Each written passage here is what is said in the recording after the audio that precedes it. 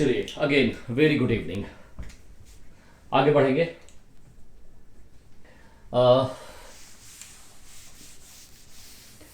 Mole concept के अंदर redox और रिडॉक्स के अंदर the oxidation number. Clear?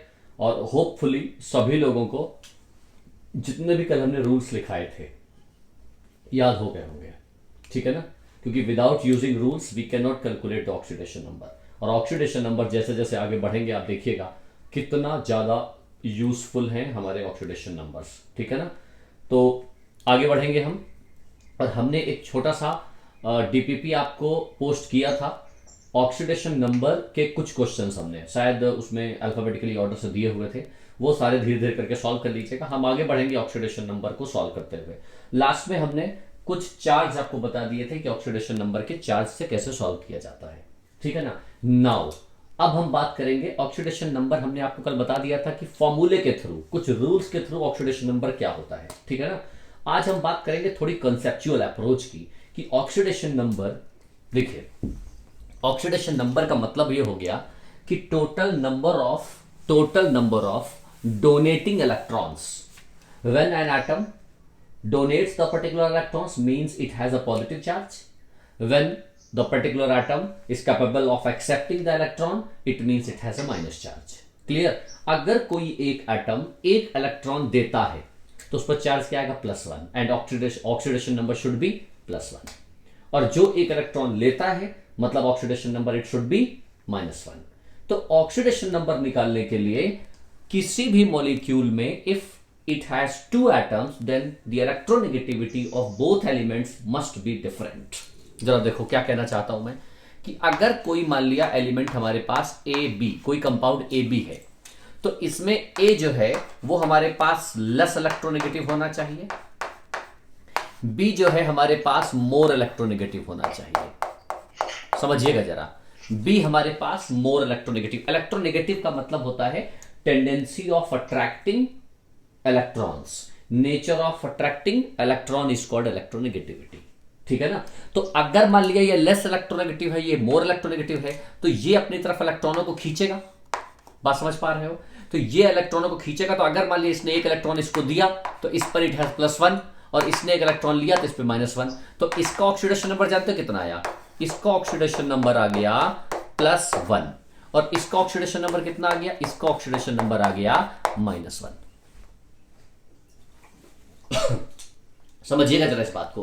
A B, A less electronegative है, बी मोर इलेक्ट्रोनेगेटिव है, तो जो इलेक्ट्रॉन नेगेटिव ज्यादा होगा वो अपनी तरफ इलेक्ट्रॉनों को विदड्रॉ करेगा। Whole molecule will be 0। बिल्कुल, इसका +1 होगा तो इसका -1 होगा, पूरे मॉलिक्यूल का 0 होगा। बिल्कुल सही बात है। ठीक है ना? इसका +1 इसका -1। फिर से सुन लो एक बार क्या कहना चाहता हूं कि अगर मॉलिक्यूल लिखा हुआ है, अगर ये लेस इलेक्ट्रोनेगेटिव है, ये मोर इलेक्ट्रोनेगेटिव है, oxidation number is valid when in a molecule both elements must have different electronegativity.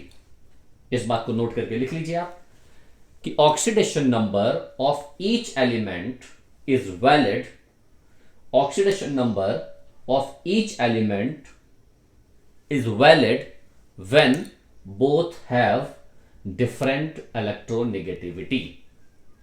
both have different electronegativity। जैसे A और B, A और B में A और B के इलेक्ट्रोनेगेटिविटी अलग अलग है।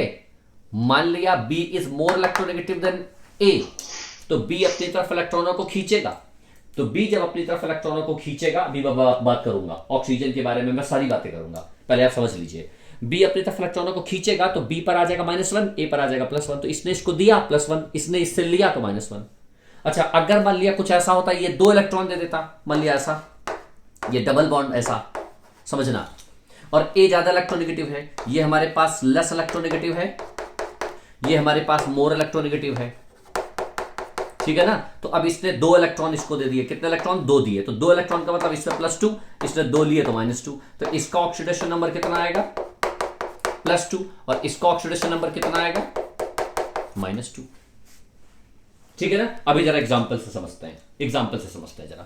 जैसे मान लिया ये लिखा है HCl, देखो गौर से देखो, HCl में इलेक्ट्रोनेगेटिविटी किसकी ज्यादा है? अच्छा, इलेक्ट्रोनेगेटिविटी का मतलब समझ लो। इलेक्ट्रोनेगेटिविटी में जैसे सबसे ज्यादा फ्लोरीन का होता है, फिर ऑक्सीजन का होता है, फिर नाइट्रोजन का होता है, ठीक है ना। फिर उसके बाद हमारे पास फिर क्या होता है, मान लिया फ्लोरीन होता है, फिर क्लोरीन होता है, फिर ब्रोमीन होता है, एंड सो ऑन, फिर कार्बन होता है, और सबसे लास्ट में हाइड्रोजन होता है।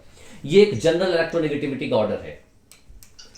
फ्लोरीन ज्यादा इलेक्ट्रोनेगेटिव होता है बेटा, क्लोरीन इज मोर इलेक्ट्रोनेगेटिव नहीं, फ्लोरीन ज्यादा होता है क्लोरीन से। फ्लोरीन इज मोर इलेक्ट्रोनेगेटिव, फिर क्लोरीन, फिर ब्रोमीन, क्लोरीन, क्लोरीन, ब्रोमीन, फिर आयोडीन, फिर कार्बन, फिर हाइड्रोजन, कुछ ऐसा ये ऑर्डर होता है, जनरल ऑर्डर होता है।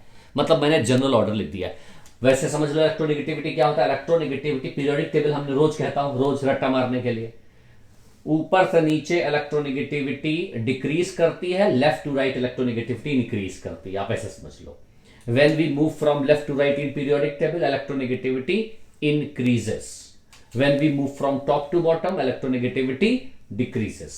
आप चाहें तो ये बात लिख सकते हो। जब हम आवर्त सारणी में ऊपर से नीचे की तरफ जाते हैं तो इलेक्ट्रोनेगेटिविटी घटती है, जब हम बाएं से दाएं जाते हैं तो इलेक्ट्रोनेगेटिविटी बढ़ती है, ठीक है ना। तो यहां पर हाइड्रोजन और क्लोरीन में बताओ जरा कौन ज्यादा इलेक्ट्रोनेगेटिव है? क्या डाउट है जरा बेटा पूछोगे? ये मत लिखो सर डाउट है, एक बार लिखना पड़ेगा सर डाउट है, एक बार लिखना पड़ेगा डाउट क्या है ना। देखो क्लोरीन, देखो ना, फ्लोरीन, क्लोरीन, ब्रोमीन, आयोडीन, ऐसा समझो ना, टॉप टू बॉटम लिखा है ना, 7th पीरियड में 17th ग्रुप में, जिसको हम 7th भी कहते हैं, फ्लोरीन, क्लोरीन, ब्रोमीन, आयोडीन। तो ऊपर से नीचे जा रहे हैं ना। इलेक्ट्रोनेगेटिविटी होती क्या? इलेक्ट्रोनेगेटिविटी होती टेंडेंसी ऑफ अट्रैक्टिंग इलेक्ट्रॉन, इलेक्ट्रॉनों को अट्रैक्ट करने की टेंडेंसी। तो इलेक्ट्रॉनों को अट्रैक्ट करने की टेंडेंसी, देखो फ्लोरीन छोटा होता है, क्लोरीन उससे बड़ा होता है, ब्रोमीन उससे बड़ा होता है, आयोडीन उससे बड़ा होता है। तो जितना साइज बढ़ता जाएगा उतना इलेक्ट्रॉनों को अट्रैक्ट करना क्या होता जाएगा, जरा बताओ मुझे? कम होता जाएगा ना। सर पहला एफ क्या है? एफ फ्लोरीन है बेटा, एफ इज फ्लोरीन।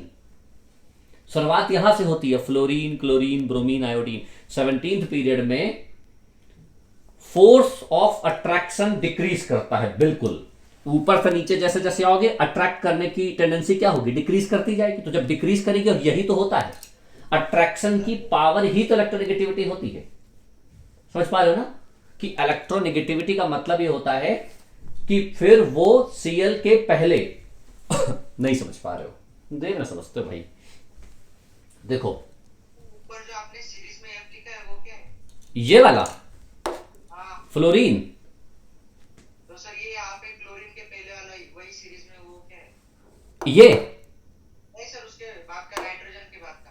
अच्छा ये, ओके ओके, अच्छा ये गलत लिख दिया बेटा मैंने, ओके सॉरी सॉरी सॉरी, ये गलत लिखा हुआ है। अब इतना सबसे ज्यादा फ्लोरीन होता है ना, अब आपको पता है कि पूरे पीरियोडिक टेबल में सबसे ज्यादा इलेक्ट्रोनेगेटिव फ्लोरीन होता है, तो यहां डबल लिख दिया मैंने, गलत लिख दिया। अब क्लियर है?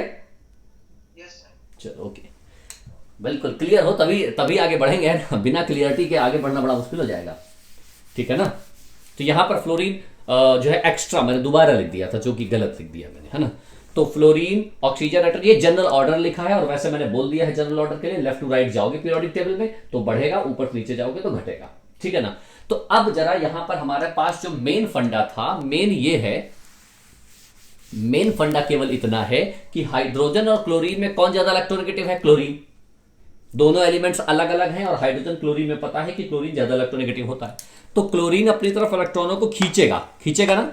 तो हाइड्रोजन पे चार्ज आ जाएगा +1 और क्लोरीन पर चार्ज आ जाएगा -1। इसने एक इलेक्ट्रॉन इसको दिया और इसने एक इलेक्ट्रॉन इसको लिया। तो हाइड्रोजन का ऑक्सीडेशन नंबर +1, क्लोरीन का ऑक्सीडेशन नंबर -1। तो oxidation number by using structures, अगर स्ट्रक्चर आपको बना के दे दिए जाएं तो हम ऑक्सीडेशन नंबर कैसे निकालेंगे? ये है टेक्निक ऑक्सीडेशन नंबर की, ओरिजिनल ट्रेडिशनल मेथड ये है।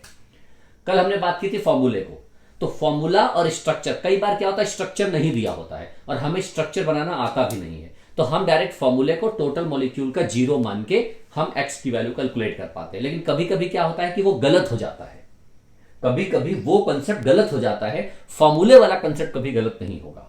लेकिन उसके लिए क्या है कि हमको स्ट्रक्चर भी बिल्कुल क्लियर होने चाहिए। तो तीसरा चैप्टर है 11th का, chemical bonding and molecular structure. वहां पर हम स्ट्रक्चर्स को बनाना धीरे धीरे करके सीखेंगे। लेकिन यहां अभी हम कुछ स्पेसिफिक स्ट्रक्चर सीखेंगे और उनसे देखेंगे कि ऑक्सीडेशन नंबर में क्या वेरिएशन आता है। अब जैसे मान लिया क्लोरीन कह दिया जाए, तो क्लोरीन में देखो क्या है, Cl सिंगल बॉन्ड Cl। क्या इलेक्ट्रोनेगेटिविटी डिफरेंस है? बिल्कुल नहीं है। ये इसको इलेक्ट्रॉन नहीं देगा, ये इससे इलेक्ट्रॉन नहीं देगा। भाई इलेक्ट्रोनेगेटिविटी, इलेक्ट्रॉन उसी तरफ मूव करते हैं जिधर इलेक्ट्रोनेगेटिविटी ज्यादा होती है। Less electronegative element high electronegative element की तरफ मूव करता है, ठीक है ना। तो यहां इलेक्ट्रोनेगेटिविटी का कोई डिफरेंस है ही नहीं, तो इसने ना इसको दिया ना इससे लिया, तो इसका ऑक्सीडेशन नंबर भी जीरो और इसका ऑक्सीडेशन नंबर भी जीरो। और आपने जनरल क्या पढ़ा है, डाइएटॉमिक का ऑक्सीडेशन नंबर कितना होता है? जीरो ही तो होता है। डाइएटॉमिक क्लोरीन, फ्लोरीन, ब्रोमीन जितना भी है, ऑक्सीडेशन नंबर कितना हो गया? जीरो। तो ना उसने दिया ना कुछ लिया, तो oxidation number is zero. Clear? चलिए देखिए आगे बढ़ते हैं। अब अगर मान लिया हमने कुछ स्ट्रक्चर्स बनाए ऐसे, इसको रब कर रहा हूं मैं, जैसे मान लिया जरा देख लीजिएगा, हमने कल आपसे पूछा था, H2SO4, समझना जरा, ये पूछा था H2SO4 का। अच्छे से पहले समझ लो फिर नोट करना। H2SO4, और हमने कहा था सल्फर का ऑक्सीडेशन नंबर कितना है, तो सल्फर का ऑक्सीडेशन नंबर आप ऐसे निकाला था ना आपने, यहां 2 + x और प्लस -2 × 4 बराबर 0। तो यहां क्या हो जाएगा, 2 + x - 8 बराबर 0, तो x बराबर +6। क्या समझ पा रहे हो? यानी कि H2SO4 में सल्फर है +6 ऑक्सीडेशन नंबर। यही बात की थी। अब जरा स्ट्रक्चर देख लो सल्फर का, मैं बता देता हूं। सल्फर का स्ट्रक्चर H2SO4 का ये होता है। स्ट्रक्चर कहां से बना, ये हम बनाना आपको बाद में बताएंगे। ये पूरा चैप्टर ही है सल्फ्यूरिक एसिड, मतलब कि किसी भी कंपाउंड का स्ट्रक्चर कैसे बनाया जाता है, ये बात समझिए। तो ये स्ट्रक्चर ऐसा होता है H2SO4 का। अब बाय यूजिंग स्ट्रक्चर, कभी भी स्ट्रक्चर से कोई भी ऑक्सीडेशन नंबर गलत कभी भी नहीं हो सकता, फॉर्मूले से गलत हो सकता है। तो अब आप देखिएगा कि कब फॉर्मूला फिट होता है, कब फॉर्मूला फिट नहीं होता है, ये बात हमको समझनी है। तो यहां पर ऑक्सीजन इंडिविजुअली हर एक एलिमेंट का ऑक्सीडेशन नंबर, अब देखो ऑक्सीजन, सल्फर, ऑक्सीजन और हाइड्रोजन। ऑक्सीजन ज्यादा इलेक्ट्रोनेगेटिव होता है सल्फर से भी और हाइड्रोजन से भी। तो ऑक्सीजन ने हाइड्रोजन से 1 इलेक्ट्रॉन लिया और सल्फर से 1 इलेक्ट्रॉन लिया, तो टोटल ऑक्सीजन ने कितने इलेक्ट्रॉन ले लिए? -2। एक इससे लिया, एक इससे लिया, इसलिए ऑक्सीजन का -2 है। और इसने इसको 1 दिया था तो इसका +1। क्या समझ पा रहे हो? इधर देखो, ये वाला ऑक्सीजन भी सेम सिचुएशन है, सल्फर से ज्यादा इलेक्ट्रोनेगेटिव है ऑक्सीजन, ये समझ पा रहे हो ना? ठीक है। और हाइड्रोजन से भी 1 इलेक्ट्रॉन लिया तो -2, और इसने इसको 1 दिया था तो +1। सभी लोग समझते चलिएगा।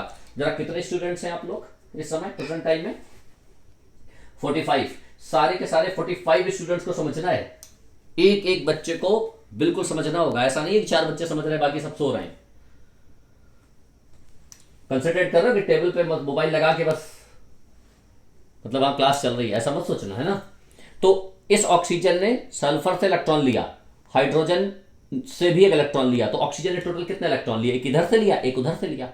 आपने 10th स्टैंडर्ड में पढ़ा था, म्यूचुअल शेयरिंग ऑफ इलेक्ट्रॉन है ना। ऑक्सीजन और सल्फर के बीच में सिंगल बॉन्ड है ना। सिंगल बॉन्ड का मतलब 2 इलेक्ट्रॉन है, 1 इलेक्ट्रॉन इधर, देखो कैसे 2 इलेक्ट्रॉन है, 1 इलेक्ट्रॉन ये होता है और 1 इलेक्ट्रॉन ये होता है ऑक्सीजन सल्फर के बीच में। अब ऑक्सीजन ज्यादा इलेक्ट्रोनेगेटिव है तो सल्फर से 1 इलेक्ट्रॉन लेगा, इससे भी सिंगल बॉन्ड है तो हाइड्रोजन से भी 1 इलेक्ट्रॉन लेगा, ठीक है ना। ऑक्सीजन के पास आउटर मोस्ट में 6 इलेक्ट्रॉन होते हैं। तो यहां पर क्या है कि इधर से लिया, इधर लिया -2, हाइड्रोजन का +1। सभी लोग अपने अपना माइक्रोफोन म्यूट करिए, जिसको पूछना हो वो अनम्यूट करेगा और फिर पूछेगा। अभी केवल आप म्यूट करके रखो। उसके बाद इस ऑक्सीजन को देखो, इस ऑक्सीजन और इस सल्फर में कौन ज्यादा इलेक्ट्रोनेगेटिव है? ऑक्सीजन। तो ऑक्सीजन ने कितने लिए? इस सल्फर ने 2 बॉन्ड है ना, 2 बॉन्ड का मतलब 2 इलेक्ट्रॉन देगा, ये -2, और इस सल्फर का कितना? +2। और इस ऑक्सीजन ने कितने लिया? -2, और इस सल्फर ने कितने दिए? यहां से +2 हटा देते हैं जरा, इसने भी -2 लिए। तो अब जरा फाइनली देखिएगा इस सल्फर ने किसको कितने कितने इलेक्ट्रॉन दिए। ऊपर वाले को 2 इलेक्ट्रॉन दिए, नीचे वाले को 2 इलेक्ट्रॉन दिए, लेफ्ट वाले को 1 इलेक्ट्रॉन दिया, राइट वाले को 1 इलेक्ट्रॉन दिया। तो ओवरऑल इस सल्फर ने कितने इलेक्ट्रॉन दिए? +6 दिए। क्या समझ पा रहे हो सभी लोग? ऊपर वाले को 2 दिए +2, नीचे वाले को 2 दिए +2, लेफ्ट वाले को 1 दिया +1, राइट वाले को 1 दिया +1। तो कितना हुआ? +2 +2 +1 +1 +6। Sulphur has +6, hence it should be +6। तो चाहे आप इससे निकालो चाहे आप इससे निकालो, आंसर सेम आएगा, लेकिन ये कभी भी गलत नहीं होगा। अगर आपको स्ट्रक्चर पता होंगे, और धीरे धीरे करके हम आपको स्ट्रक्चर बनाना सिखाएंगे। अभी पर्टिकुलर टेस्ट में वही क्वेश्चन आएगा जिनके स्ट्रक्चर्स हम यहां बोर्ड पे सॉल्व करेंगे। बात सबको समझ में आ रहा है? यहां पर इसका +2 +2 +1 +1 एंड सो ऑन, ठीक है ना। अब जरा देखिए एक सिचुएशन और, अगर मान लिया हमने कहा होता स्ट्रक्चर ऐसा बना है, S डबल बॉन्ड O, यहां लिखा हुआ है O, यहां लिखा हुआ है H, ठीक है ना, यहां लिखा हुआ है O। चलो मैं यहां पे क्वेश्चन दे देता हूं, ये वाला यहां कर देता हूं 5। देखो जरा H2SO5 H2SO5, find the oxidation number of sulphur. चलिए सभी लोग सॉल्व करिए। कल वाला जो ट्रेडिशनल मेथड हमने बताया था आप उससे सॉल्व करोगे। चलिए सॉल्व करिए जरा, कल वाले मेथड से सॉल्व करना है। तो अब यहां कैसे सॉल्व करोगे? यहां सॉल्व करने के लिए हाइड्रोजन +2 + x -2 इंटू कितना करना पड़ेगा? इंटू 5, भाई 5 है ना, बराबर 0। तो 2 + x यहां कितना करना पड़ेगा? -10 बराबर 0। तो x बराबर कितना आएगा? It should be +8। देखो 8 आ गया ऑक्सीडेशन नंबर। अब जरा एक बात आप समझो, सल्फर है, सल्फर का रेंज कितनी होती है? 16 होता है ना। 2, 8, 6, तो 2 इलेक्ट्रॉन ले सकता है और 6 इलेक्ट्रॉन दे सकता है। तो -2 से +6 यही तो रेंज है। ये भाई आवाज कैसी आ रही है? माइक्रोफोन म्यूट करिए सभी लोग, सारे लोग म्यूट करिए, तभी आपको समझ में आएगा।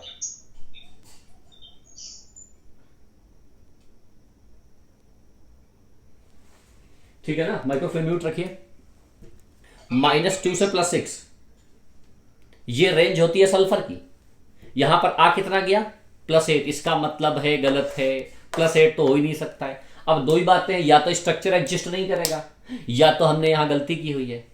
अब यहां पर हमने गलती जानते हो क्या की? हमने गलती की है, ऑक्सीजन का ऑक्सीडेशन नंबर कितना माना है? -2। और हमने क्या कहा था? ऑक्सीजन का ऑक्सीडेशन नंबर इन जनरल होता है -2। अब जरा यहां पर हम बात कर लेते हैं कि भाई ये पर oxide, super oxide, general oxide का मतलब क्या है। तो ध्यान रखिएगा, स्ट्रक्चर्स में या तो जनरल ऑक्साइड होगा या तो पर ऑक्साइड होगा। यहां पर समझ लीजिए स्ट्रक्चर्स में जनरल ऑक्साइड क्या क्या होता है, जरा समझिए। जो जनरल ऑक्साइड्स होते हैं, जनरल ऑक्साइड्स का मतलब ऑक्सीजन ऐसा होगा, ऐसी स्ट्रक्चर्स की सिचुएशन, ऐसा या ऐसा, मतलब ऑक्सीजन से अगर 2 बॉन्ड अटैच हैं, ऐसा या ऐसा, तो इसको कहते हैं जनरल ऑक्साइड, और इसमें ऑक्सीडेशन नंबर होगा -2। मतलब स्ट्रक्चर्स में ऐसी सिचुएशन होनी चाहिए। अगर ऐसी सिचुएशन है तो जनरल ऑक्साइड माना जाएगा -2। पर ऑक्साइड कैसा होता है? देख लीजिए जरा, पर ऑक्साइड कैसा होता है? पर ऑक्साइड में ऑक्सीजन इस तरीके से होता है, यानी कि दोनों ऑक्सीजन एक साथ अटैच होते हैं ऐसा, और इसमें ऑक्सीडेशन नंबर होता है -1 -1 इसका, -1 इसका, दोनों का -1 -1 और -1। हाँ भाई, आ रहा है समझ में? -1 -1। अच्छा, या तो स्ट्रक्चर ऐसा बनेगा या तो स्ट्रक्चर ऐसा बनेगा। Super oxide in general exist नहीं करता है। सुपर ऑक्साइड बहुत अनस्टेबल मॉलिक्यूल होता है। वो क्या होता है जरा देखो, KO2 ऐसा, मतलब जनरल फॉर्मूला होता है MO2, ये सुपर ऑक्साइड फॉर्म होता है। और M में क्या क्या हो सकता है? पोटेशियम, रूबिडियम और सीजियम। केवल यही सुपर ऑक्साइड्स होते हैं, केवल यही सुपर ऑक्साइड्स होते हैं। ये जनरल फॉर्म है सुपर ऑक्साइड्स के। तो आप नोट करके लिखो कि super oxides are particular examples, कि वो KO2, RbO2, सीजियम O2। यहां पर ऑक्सीजन का ऑक्सीडेशन नंबर -1/2 है। जरा देखो कैसे, K तो कंफर्म है +1 होगा, है ना, K का कंफर्म है +1 होगा। ऑक्सीजन का मान लो +2x बराबर 0, तो x बराबर क्या हो जाएगा? -1/2। देखिए पूरे कंपाउंड का तो 0 होगा ना, और K का कंफर्म +1 है, तो K का कंफर्म +1 है, तो ऑक्सीजन का 2x मान लिया बराबर 0, तो x बराबर -1/2। तो यहां पर भी -1/2, यहां पर भी -1/2, यहां पर भी -1/2। ये बिल्कुल रेयर केसेस होते हैं, और ये इंडिविजुअली केसेस हैं। बाकी नॉर्मल कंपाउंड्स में या तो जनरल ऑक्साइड होगा या तो पर ऑक्साइड होगा। सुपर ऑक्साइड की बात करेंगे तो यही पर्टिकुलर एग्जांपल्स होंगे, कुछ रेयरेस्ट रेयर केसेस होते हैं, ठीक है ना। तो यहां पर इसका मतलब है कि ये सुपर ऑक्साइड वाली चीज पहले आप अलग कर लो, बिल्कुल इनको नोट कर लो अलग तरीके से, कि these all are super oxides. KO2, RbO2, CSO2, मतलब MO2 का फॉर्मेट होता है सुपर ऑक्साइड में, जिसमें ऑक्सीजन की -1/2 ऑक्सीडेशन नंबर होती है, ठीक है ना।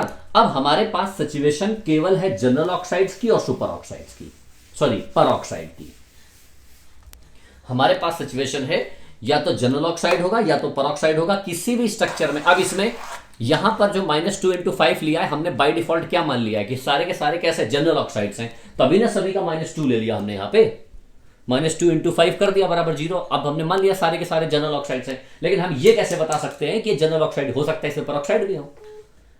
5 ऑक्सीजन में अगर एक भी परऑक्साइड हो गया तो उसका -1 हो जाएगा और 4 का -2 होगा, ठीक है ना। तो अब कैसे पता चलेगा, तो इसका जो स्ट्रक्चर बनता है, अभी मैं आपको टेक्निक भी बताऊंगा, अगर स्ट्रक्चर नहीं पता है तो टेक्निक भी बता दूंगा मैं आपको कि क्या सिचुएशन है। तो यहां पर जो स्ट्रक्चर बनता है वो ऐसा बनता है। Now it is called H2SO5। Now this structure is H2SO5। ये वाला स्ट्रक्चर H2SO5 का होता है। अब जरा इस स्ट्रक्चर को देखो एक बार, और इस स्ट्रक्चर के बिहाफ पे इन सभी का ऑक्सीडेशन नंबर लिख के दिखाओ। सभी लोग इसका ऑक्सीडेशन नंबर इंडिविजुअली एलिमेंट का लिख के दिखाइए। लिखिए अपनी कॉपी पे सभी लोग, ठीक है ना, लिखो। लिखो अभी सुपर ऑक्साइड एक बार फिर से रिपीट कर देंगे। हाइड्रोजन, हाँ भाई क्या कहना चाहते हो? हाइड्रोजन यहां से एक इलेक्ट्रॉन देगा तो +1, ऑक्सीजन इधर से भी एक लेगा, इधर से भी एक लेगा तो -2, ये वाला ऑक्सीजन इधर से 2 इलेक्ट्रॉन लेगा -2, ये वाला इधर से 2 इलेक्ट्रॉन लेगा -2। अब देखिए इस ऑक्सीजन को देखो जरा गौर से, इस ऑक्सीजन में क्या है कि सल्फर से तो एक इलेक्ट्रॉन लेगा लेकिन ऑक्सीजन से नहीं लेगा। जानते हो क्यों? क्योंकि ऑक्सीजन सेम इलेक्ट्रोनेगेटिविटी हो गई ना। हमने कहा था इलेक्ट्रोनेगेटिविटी में जब वेरिएशन होगा तभी ना इलेक्ट्रॉनों को ट्रांसफर होगा। तो यहां पर सल्फर से इलेक्ट्रॉनों को लेगा तो कितना आएगा -1, भाई इससे तो लेगा नहीं। अब ये वाला क्या करेगा, हाइड्रोजन से एक इलेक्ट्रॉन लेगा -1, इससे नहीं लेगा, और ये वाला इसको देगा तो +1। इसीलिए कहा जाता है कि ये वाला परऑक्साइड लिंकेज है। देखो ये वाला जो लिंकेज है परऑक्साइड लिंकेज है, -1 परऑक्साइड लिंकेज का मतलब ये है कि यहां पर अगर मान लिया हाइड्रोजन है, यहां हाइड्रोजन है, तो ये वाला इससे इलेक्ट्रॉन लेगा -1, इससे नहीं लेगा, ये वाला इससे लेगा, इससे नहीं लेगा, इसलिए -1, इसलिए परऑक्साइड लिंकेज से -1 होता है। बात समझ पा रहे हो? तो अब इस सिचुएशन में देखो इस सल्फर ने कितने इलेक्ट्रॉन दिए, 2 ऊपर वाले को दिए, 2 नीचे वाले को दिए, एक लेफ्ट दिया, एक राइट दिया, तो टोटल कितना हो गया, +6 ही हो गया। जबकि यहां स्ट्रक्चर से कैसे निकला है, स्ट्रक्चर से निकला +8, जबकि होता कितना है, +6। क्या बात समझ पा रहे हो? क्लियर हो रहा है? अब आपके दिमाग में यह बात आ रही होगी कि स्ट्रक्चर तो हम बना ही नहीं पाएंगे। अगर स्ट्रक्चर नहीं बना पाओगे तब तो तुम कुछ कर ही नहीं पाओगे, परऑक्साइड वाला लफड़ा ही नहीं तुम कभी सॉल्व कर पाओगे। तो उसके लिए क्या किया है, हमने एक टेक्निक बनाई है। देखो मैंने एक टेक्निक बनाई है, हालांकि इस टेक्निक का एक वीडियो मैंने अपलोड भी किया था और ऑलरेडी अपलोडेड है।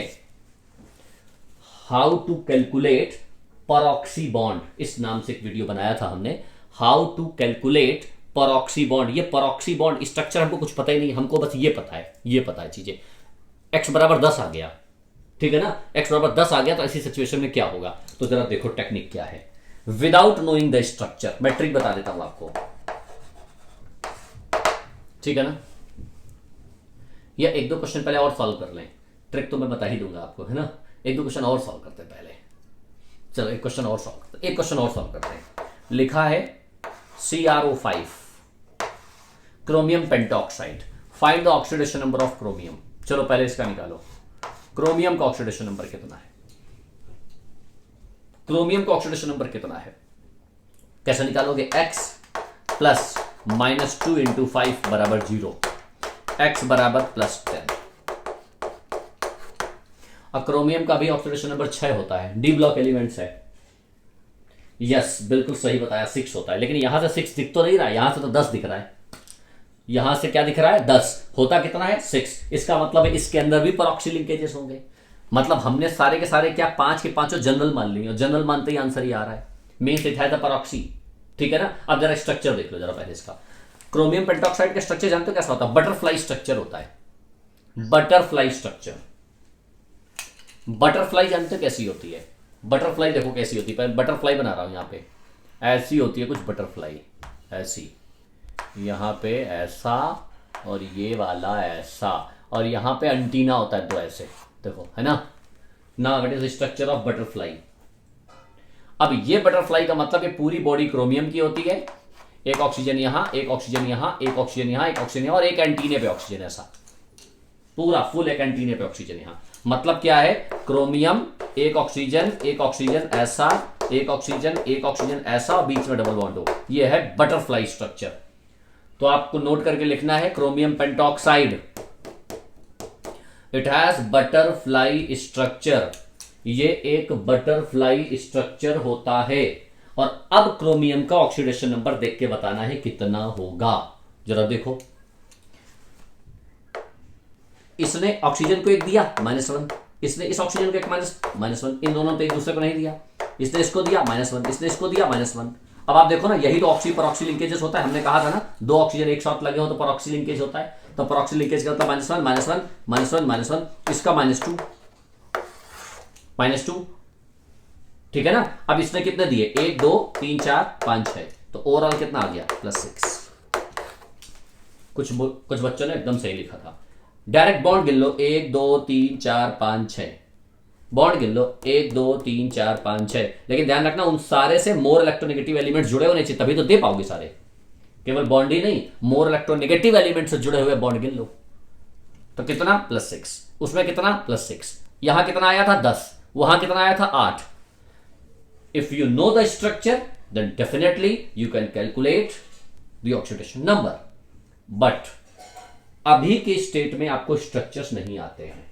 हालांकि मैं वही स्ट्रक्चर्स पूछूंगा जो मैंने पढ़ाए हैं, लेकिन ट्रिक आपको बताना जरूरी है। आपको ट्रिक बताना जरूरी इसलिए है कि जिससे आप समझ जाओगे। ये वाला क्वेश्चन सॉल्व किया था H2SO5 का, ठीक है ना। देखो ट्रिक क्या कहती है, ट्रिक ये कहती है, परऑक्सी बॉन्ड में अगर आपने परऑक्सी बॉन्ड निकालिए, परऑक्सी बॉन्ड यहां पर कितना आ रहा है, मतलब यहां पर टोटल सल्फर का ऑक्सीडेशन नंबर निकालना था। ट्रिक क्या है, ट्रिक समझा रहा हूं मैं। H2SO5 आपको क्वेश्चन दिया हुआ है और कहा जाए सल्फर का ऑक्सीडेशन नंबर निकालो, और आपको स्ट्रक्चर नहीं पता है कि स्ट्रक्चर ये होता है। स्ट्रक्चर पता होगा तब तो आप निकाल ही लोगे किसी भी कंपाउंड का ऑक्सीडेशन नंबर। अगर स्ट्रक्चर नहीं पता है तो ये ट्रिक अप्लाई करोगे। सल्फर का ऑक्सीडेशन नंबर निकालना है, आप एवरेज निकाल लो, कितना 8 आया, ठीक है ना। अब आपको ये पक्का पता चल गया कि 8 गलत है।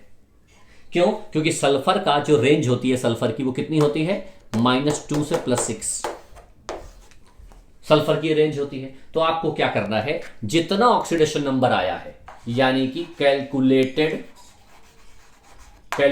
Oxidation number minus maximum oxidation number,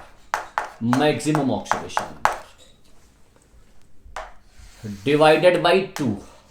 जरा देखो फॉर्मूला क्या लगाया हमने, calculated oxidation number 8 minus maximum oxidation number कितना 6, कितना 8 - 6 डिवाइडेड बाई 2, कितना 1, मींस इट हैज 1 परऑक्सी लिंकेज।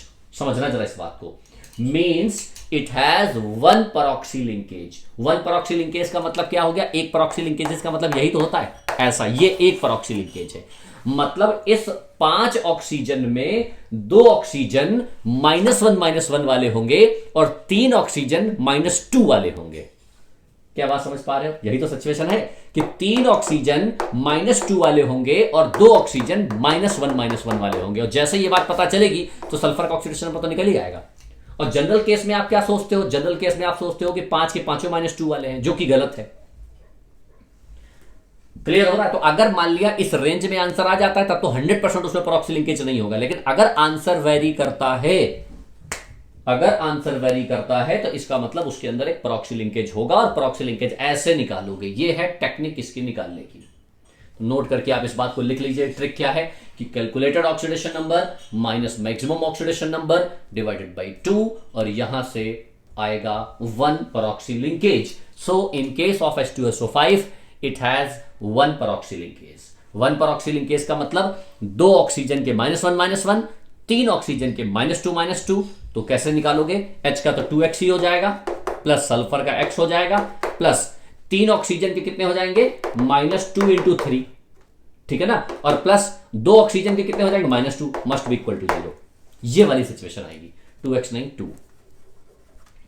समझ गए? तो ये -2 से +2 कैंसिल, x बराबर 6, तो यहां पर आंसर आ जाएगा +6। देखिए यहां से कैलकुलेट हो गया। तो हम इस तरीके से कैलकुलेट कर पाएंगे। अब बिल्कुल इसी तरीके से जरा इसको देखो, इस क्वेश्चन को सॉल्व करो। रब कर रहा हूं इसको मैं, देखो कैसे। क्रोमियम का कितना निकला 10, तो परऑक्सी बॉन्ड कैसे निकलेंगे 10 माइनस। मैक्सिमम क्रोमियम का कितना होता है, क्रोमियम का मैक्सिमम अब ये बात तुमको पता होना चाहिए, 6 में होता है वो, 6 ग्रुप में, 6 ग्रुप में होता है। तभी मैंने कहा कि पीरियोडिक टेबल में ये सारे के सारे पीरियड वाइज याद रखो। क्रोमियम मैक्सिमम 6 के साथ होता है, आउटर मोस्ट में इसमें भी 6 होते हैं। -2 + 6 सल्फर की तरह ही काम करता है। तो यहां पर -6 डिवाइडेड बाई 2, तो यहां कितना आ जाएगा 4/2 इज इक्वल टू 2, यानी 2 परऑक्सी लिंकेजेस होंगे। 2 परऑक्सी लिंकेजेस का मतलब है 4 ऐसे ऑक्सीजन होंगे। 2 परऑक्सी लिंकेजेस का मतलब ऐसी 2 सिचुएशन होंगी, ऐसी सिचुएशन 2 बार। तो देखो एक इधर एक इधर है, तो स्ट्रक्चर नहीं भी पता होता तो यहां से निकल आता। मतलब 4 ऑक्सीजन इसके अंदर ऐसे होंगे जो -1 के साथ होंगे, और 1 ऑक्सीजन ऐसा होगा जो -2 के साथ होगा। ठीक है ना? तो इस तरीके से हम क्या करेंगे, क्रोमियम तो एक्स रहेगा, तो 4 ऑक्सीजन कैसे -4 के, और 1 ऑक्सीजन कैसा -2 के रेस्पेक्ट में, तो बराबर 0, तो x बराबर +6 हो गया। वैसे ही क्लियर हो रहा है? हाँ भाई, ऊपर से तो नहीं निकल गया। ये तब जब स्ट्रक्चर नहीं आते हो, और अगर स्ट्रक्चर आता होगा फिर तो तुम हीरो, फिर तो कोई फर्क ही नहीं पड़ता। ठीक है ना? Calculated minus maximum upon 2 number of peroxy linkages, अगर स्ट्रक्चर नहीं पता है तो। अच्छा, ये तो टेक्निक हमने बता दी।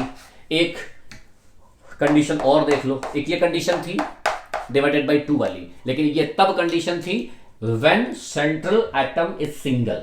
हमने देखो क्या कहा, H2SO5 CrO5, और भी बहुत एग्जांपल होंगे। Chromium 1, sulphur 1, central atom 1, central atom 1। लेकिन कई बार ऐसा होता है कि सेंट्रल एटम 1 से ज्यादा हो जाए, H2S2O8,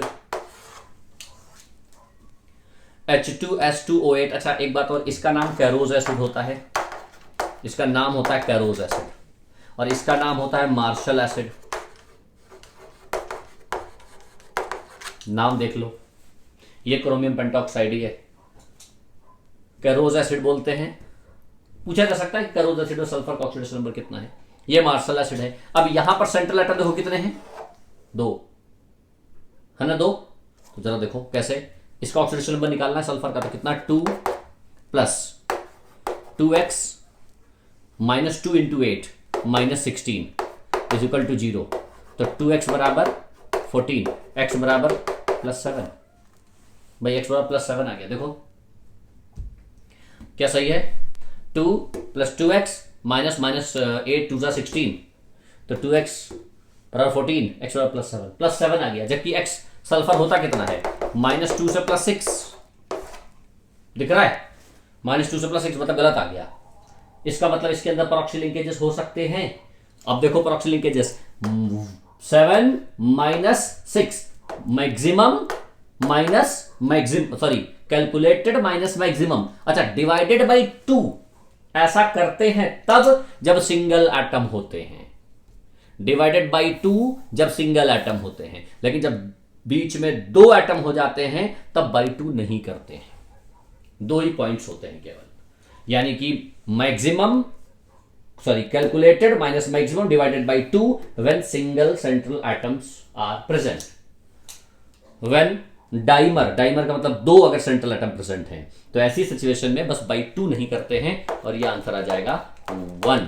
इसका मतलब इसके अंदर कितने परऑक्सी लिंकेजेस, 1। और 1 परऑक्सी लिंकेजेस का मतलब क्या है, H2S2O8 में 2 ऐसे ऑक्सीजन हैं जिसका ऑक्सीडेशन नंबर कितना होगा, -1 -1, और 6 ऐसे ऑक्सीजन होंगे जिसका ऑक्सीडेशन नंबर कितना होगा, -2 -2। ठीक है ना? अब देखते हैं कितना आंसर आता है, चलो देखो आंसर देखते हैं कितना आता है। ये 1 परऑक्सी लिंकेजेस हो गया, तो आप यहां नोट करके लिखिए, इट हैज 1 परऑक्सी लिंकेजेस। ठीक है ना? अब देखो 1 परऑक्सी लिंकेजेस में कैसा आएगा, हाइड्रोजन का 2 रहेगा, इस सल्फर का तो 2x रहेगा, प्लस 2 ऑक्सीजन कितने हैं, -1 -1 के, तो -2, और प्लस 6 ऑक्सीजन कितने होंगे, 6 × 12 मतलब -12। देखो भाई, तो इस -2 से +2 कैंसिल, 2x - 12 बराबर 0, तो 2x बराबर कितना 12, तो x बराबर कितना +6, तो सल्फर का +6 देखिए मैच हो गया, सल्फर हैज +6। क्लियर हो रहा है? टफ तो नहीं लग रहा है? हाँ भाई, कोई अनम्यूट है? टफ तो नहीं लग रहा है? नहीं सर। समझ में आ रहा है? Yes sir. क्या नाम है बेटा तुम्हारा? अन्वेष। अन्वेष, क्लियर हो गया सब कुछ? Yes sir. ओके। अब ये तो तब की सिचुएशंस थी जब हमने आपको ट्रिक बता दी, लेकिन अगर आपको स्ट्रक्चर्स दे दिए जाएं तो फिर आप ऑक्सीडेशन नंबर आसानी से निकाल सकते हो, ठीक है ना? तो ऑक्सीजन में लफड़ा हो सकता है, अगर कंपाउंड्स में कभी भी ऑक्सीजन आ जाए तो फिर ध्यान रखना कि भाई वो ऑक्सीडेशन नंबर -2 वाला है कि -1 वाला है, ठीक है ना? अब मैं आपको क्वेश्चन पूछ रहा हूं, एक क्वेश्चन देखिए, ये क्वेश्चन जेई में पूछा गया, ठीक है ना? जेई में क्वेश्चन क्या था देखो जरा, Na2 न लिख के H2S4O6, इस कंपाउंड में सल्फर के ऑक्सीडेशन नंबर ऑफ सल्फर आपको निकालना है, कितने होंगे, ठीक है ना? ऑक्सीडेशन नंबर ऑफ सल्फर कितना होगा? Oxidation number of sulphur. अब यहां पर बात है ऑक्सीजन 6 है, अब -2 भी हो सकते हैं और -1 भी हो सकते हैं, तो अभी तो हमको ये आइडिया ही नहीं है कि -1 है कि -2 है। तो अभी चलिए, मैंने आपको बता दिया कि यहां पर सारे के सारे जनरल ऑक्सीजन है, सारे के सारे जनरल ऑक्सीजन है, यहां पर कोई परऑक्सी लिंकेजेस है ही नहीं, ठीक है ना? चलिए अब सॉल्व करिए कि सल्फर का ऑक्सीडेशन नंबर कितना होगा, कैलकुलेट करो जरा आंसर इसका, सारे जनरल है, मैंने बता दिया आपको।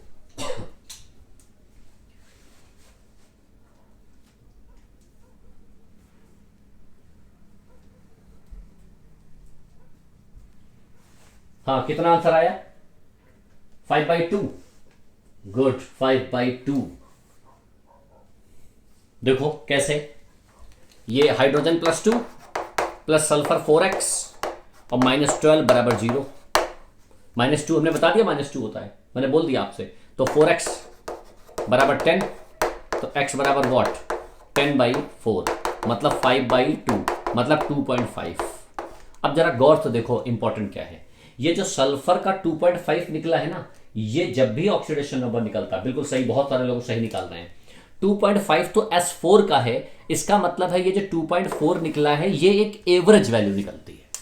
हमने चारों सल्फर को मिला के निकाला ना, 2.5 है, 5/2 इज वॉट, चारों सल्फर का मिला के निकाला है हमने।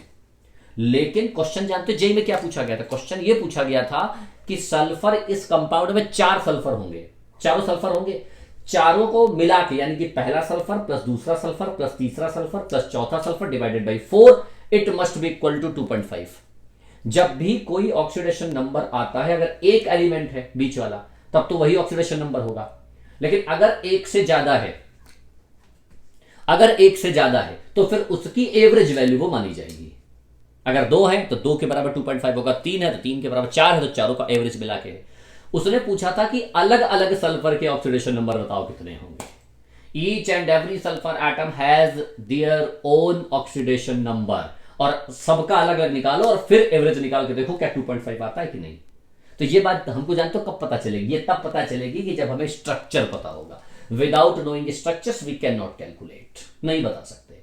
तो धीरे धीरे करके जब हम जैसे जैसे बड़े होते जाएंगे वैसे वैसे हम उसका स्ट्रक्चर सीखते जाएंगे, ठीक है ना? देखो अब यहां स्ट्रक्चर में बना देता हूं। देखो सल्फर, एक ऑक्सीजन, दूसरा oxygen, sulphur sulphur sulphur, oxygen oxygen oxygen, hydrogen oxygen hydrogen. अब यहां पर मैं दे देता हूं ये 1, ये 2, ये 3, ये 4। अब मैंने आपको स्ट्रक्चर बना के दे दिया है। अब आप अलग अलग सल्फर का ऑक्सीडेशन नंबर नीचे लिखो और then we will check the average value. चलो अब तो सब समझदार हो, स्ट्रक्चर को देख के बताओ ऑक्सीडेशन नंबर कितना होगा, जल्दी से सॉल्व करो।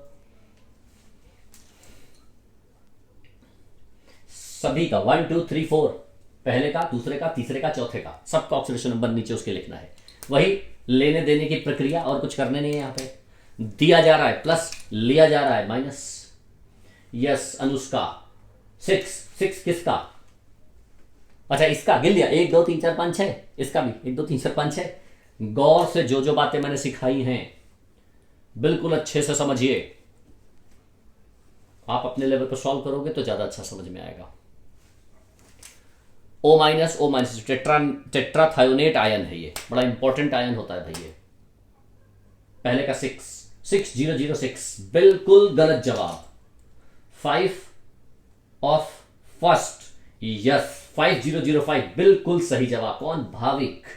ओके अमन 5005 बिल्कुल सही जवाब। कुछ बच्चे तो एकदम बिल्कुल सही जवाब दे रहे। गुड 5005। देखो जरा कैसे, देखिए जरा गौर से देखो ना, इस सल्फर को गौर से देखो। इस सल्फर ने इस वाले सल्फर पे कोई इलेक्ट्रॉनों को लेन देन नहीं है, ना ये इससे लेगा ना इससे देगा, because both have same electronegativity. भाई सल्फर सल्फर को क्यों देगा? बराबर वाले क्या लेन देन करेंगे? लेन देन तो ऊपर नीचे वाले को होगा। एक अमीर एक गरीब को पैसे दे सकता है, गरीब गरीब है, दोनों क्या दे सकते हैं? प्यार मोहब्बत बांट सकते हैं बस। यहाँ प्यार मोहब्बत से कुछ बनने वाला है नहीं। यहां पर इलेक्ट्रॉनों का ट्रांसफर चाहिए, सल्फर सल्फर के बीच में कोई ट्रांसफर नहीं होगा। ये इसको देगा +2, इसको देगा +1, नीचे को देगा +2, तो 1 2 3 4 5, तो इस 1 का हो जाएगा 5। क्लियर? और बिल्कुल इसी तरीके से इसमें देखो, ये इसको देगा 1, ऊपर वाले को देगा 2, नीचे वाले को देगा 2, तो 2 2 4 1 5, इसका हो जाएगा +5, इसका हो जाएगा +5। हाँ भाई समझ में आ रहा है? अच्छा इस सल्फर को देखो, इससे कुछ नहीं दिया, इससे कुछ नहीं दिया, तो इसका 0 ही तो रहेगा। इसने इसको कुछ नहीं दिया, इसको कुछ नहीं दिया, इसका भी 0 रहेगा। तो क्वेश्चन ही यही था कि बताओ इंडिविजुअली सल्फर का कितना ऑक्सीडेशन नंबर होगा? 5 0 0 5। और अगर इनकी एवरेज वैल्यू निकालोगे तो 5 + 0 + 0 + 5 / 4। अब ये मत पूछना एवरेज कैसे निकालते हैं। 5 0 0 5 बराबर कितना? 10/4, और यही तो है 10/4, यानी कि एवरेज वैल्यू 2.5 और इंडिविजुअली सल्फर का ऑक्सीडेशन नंबर 5005। आई थिंक बिल्कुल क्लियर हो गया होगा, कहीं कोई डाउट इसमें नहीं होगी। अगर मैं स्ट्रक्चर दे दूं तो 100% आप ईच एंड एवरी स्टेप का ऑक्सीडेशन नंबर कैलकुलेट कर सकते हो और एवरेज भी निकाल सकते हो। अच्छा एक बात और, यहां कई बार अगर मैं H2 हटा दूं, यहां सोडियम लगा दूं ऐसा Na2, तो वही यहां पर H हटा के Na लगा दोगे ऐसे, यहां H हटा के यहां Na लगा दोगे।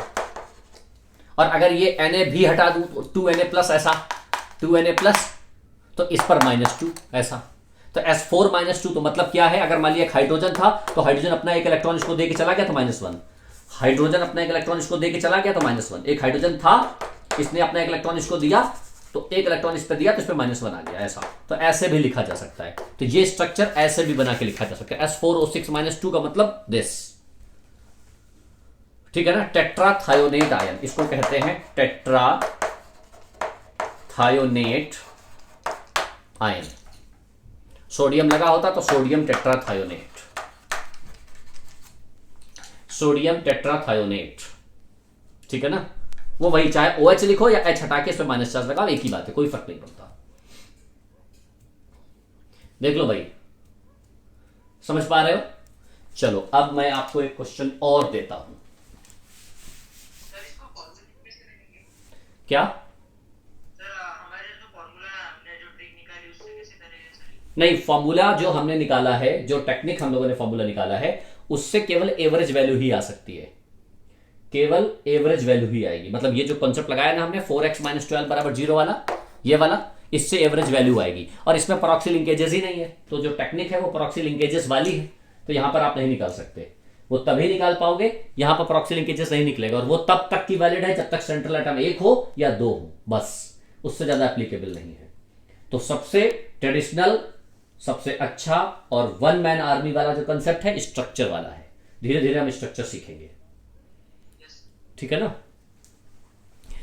अच्छा अब आपको हम स्ट्रक्चर ही देंगे, टेंशन मत लो। और अगर स्ट्रक्चर्स नहीं पता होंगे तो क्वेश्चंस उस तरीके से निकल आएगा, धीरे धीरे करके आप सीखोगे। अब जरा देखो, मान लिया हमने क्वेश्चन दिया S2O3 -2 चार्ज, या -2 चार्ज न देके यहां पे H2 दे दिया, और मैंने कहा कि अब यहां पर स्ट्रक्चर मैं बना देता हूं S double bond S OH OH H2S2O3 double bond O। यह स्ट्रक्चर बना हुआ है, सल्फर नंबर 1, सल्फर नंबर 2, दोनों सल्फर, सल्फर 1 का, सल्फर 2 का ऑक्सीडेशन नंबर बताओ। और फाइनली इसका अगर आपसे एवरेज पूछ लिया जाए तो एवरेज तो सिंपल ऐसे निकाल लोगे, 2 + 2x - 6 = 0। तो कितना आ जाएगा? 2x बराबर कितना? 4, x बराबर कितना? +2। देखो -6 = 0, तो -4 2, तो ये 2 तो एवरेज, यानी कि इन दोनों को मिला के +2 आ रहा है। अब दोनों का बताओ कितना होगा? इंडिविजुअली दोनों का कितना आंसर आना चाहिए? 03, 04, गुड आर्यन। 1 and 5, भाई कुछ लोग तो बिल्कुल एक्साइटेड स्टेट में हैं, but most of the students give 0 and 4। 0, 4, 2 नहीं, both sulphur atoms only. Good, most of the students says कि 0 and 4। अच्छा, 0 किसका, नीचे वाले का ऊपर वाले का? ऊपर वाले का है ना, तो ऊपर वाले का 0 क्यों? ना लेना ना देना, ना दिया जाएगा ना लिया जाएगा, कोई टेंशन नहीं है, इसका 0। इस सल्फर का नीचे 2, लेफ्ट 1, राइट 1, 2, 3, 4 प्लस 4। और देखो ना, 0 + 4 डिवाइडेड बाई 2 बराबर 2, ये आ गया ना एवरेज। क्लियर हो रहा है? अब एक होम असाइनमेंट दे रहा हूं, घर से सॉल्व करके लाइएगा, देखता हूं कितने लोग। ग्लूकोज, नाम सुना होगा ग्लूकोज का, और ग्लूकोज का फॉर्मूला होता C6H12O6, ठीक है ना। इसमें हर कार्बन का ऑक्सीडेशन नंबर कितना है? 6 कार्बन है, आपको सभी का C1 का, C2 का, C3, C4, C5 और C6 सभी का ऑक्सीडेशन नंबर बताना है, और फिर एवरेज निकाल के इस एवरेज में वैल्यू रखनी है। कैसे एवरेज में रखोगे? देखो 6s कैसे रखोगे? 6s + 12 - 12 बराबर 0। हाइड्रोजन का +1, ऑक्सीजन का सभी का -2 ही होता है, -12, तो 12 से 12 कैंसिल, x बराबर 0 आ गया। In glucose, the average oxidation number of carbon should be 0. But how? Individually carbon का ऑक्सीडेशन नंबर बताना है। अच्छा, उसके लिए आपको स्ट्रक्चर आना चाहिए, है ना। चलो, इतना मैं होम असाइनमेंट देता हूं, ढूंढो ग्लूकोज का स्ट्रक्चर कैसा होता है, ये सब लोग ढूंढ लोगे, और हर कार्बन का फिर वहां पर हम बात करेंगे कैसे ट्रीट किया जाता है, ठीक है ना। नेक्स्ट टाइम पे आगे बात करेंगे। Thank you.